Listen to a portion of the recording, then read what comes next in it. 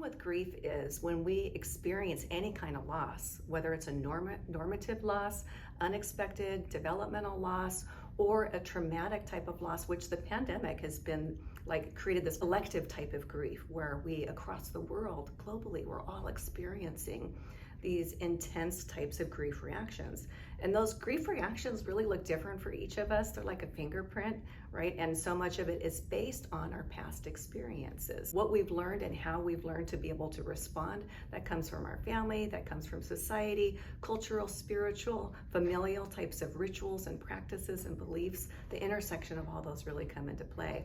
But anytime we go through our life course and we experience some type of loss, it brings up all those previous losses. And it's just the nature of grief. The good thing is that as we move through the life course, our narrative changes based on our experience. Being able to come in for treatment, being able to gain insight, gain new tools to help them with adjusting and coping and weathering the storm.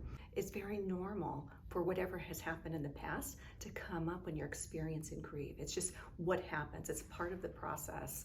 Part of what we do as therapists is help them to tap into what are those rituals, what are those customs, what are those things that you did, that you've learned that are helpful, that you can bring into the present to help you with that adjustment and adaptation in the current loss that you're processing.